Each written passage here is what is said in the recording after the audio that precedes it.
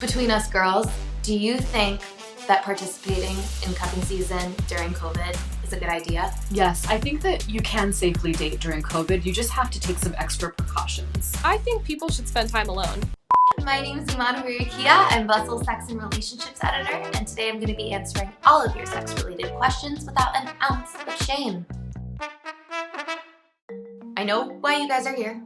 I know that you want me to answer this question. Can I cuff during COVID? Is it safe? Am I going to be okay? I don't want to be alone for another few months in my apartment. Well, I am going to get all of the answers for you. I spoke to the most amazing experts, and we're going to get that squared away. So first off, we're going to focus on the physical risks associated with cuffing during COVID. So what do you think that the risk level is when it comes to meeting new people and dating during a global pandemic? Yeah, so we know that COVID-19 cases are surging, and the way that demographics are tracked, it's the 18 to 39 age group. About 40% of COVID cases that we see in the US affect the 18 to 39 demographic. And if you break that down even further, for people who are 18 to 30, it's about 23% of our cases. When I think about dating during this pandemic, I really think about it in terms of low, medium, or high risk activities.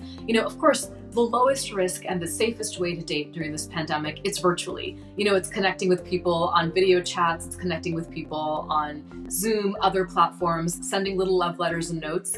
That's the safest because you're not exposing yourself to other people.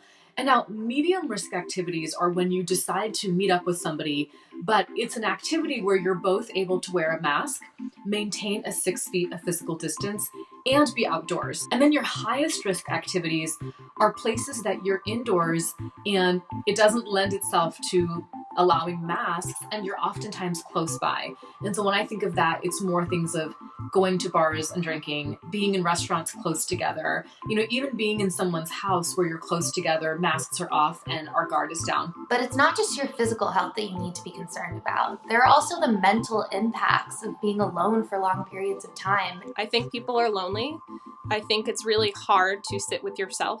I think for singles, people don't want to waste any time. But I also think people that are cuffing or that are in relationships and cohabitating, they're struggling too. I think that there's always going to be risk. I've seen a lot of exes getting back together. And while I think the allure of having someone to have consistent partnered sex with is appealing to many people, I think that also brings us back to questioning how stress affects our sex drives and our interactions with our partners. Just because you have a partner living with you or you're quarantining with them, that doesn't mean they're going to be available to you for sex all of the time. Consent matters. The emotional risks of cuffing with someone that you don't necessarily see yourself ending up with also are huge. They can be colossal if you perhaps settle for someone that you think can keep you company for a few months and it ends up doing more damage to your psyche than good.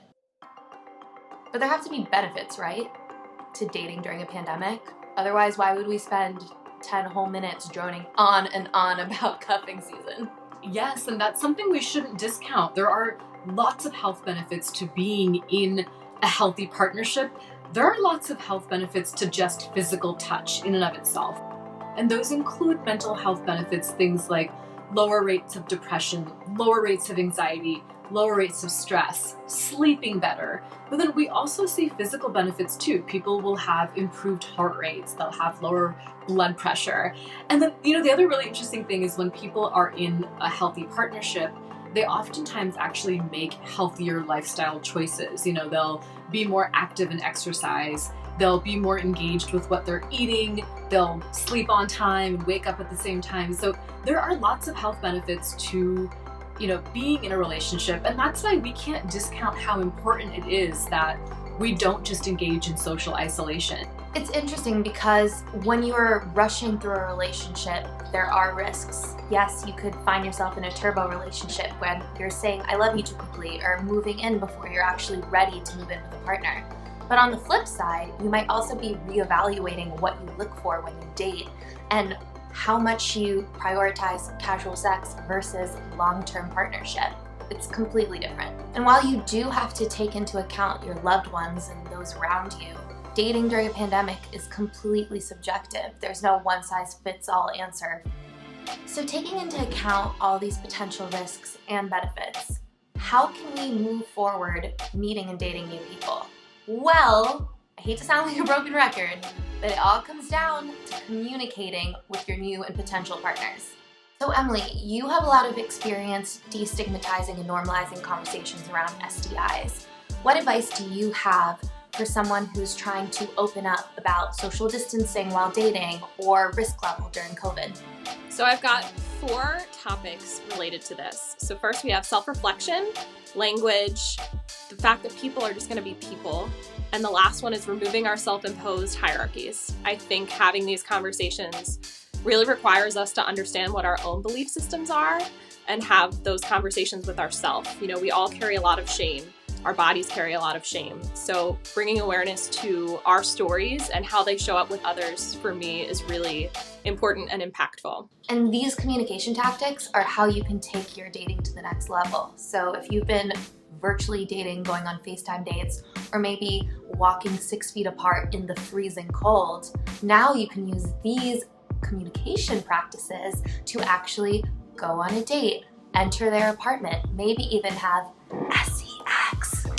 And so when we think about dating during this pandemic, one of the most important things I tell people is it is about consent, it is about communication, it's about having a dialogue and being open about what your risk profile looks like. You know, have you been out and about? Have you been going to social functions? How often do you wear a mask? And being really candid with your partner about what your risk profile is, and then expecting them to be candid with you. And then when you both do that, what it leads to is both people are able to make an informed decision and decide, is that person an acceptable risk level for me? So when it comes to cuffing season during COVID, it's not all or nothing. It's not one and done. You don't either have to be completely alone or out there going on blind dates every single day. There is a happy medium, and it has to do with staying informed and making the best decisions for you, your partners, and your loved ones. Guys, don't forget to like and subscribe to No Shame Sex Ed, and happy cuffing!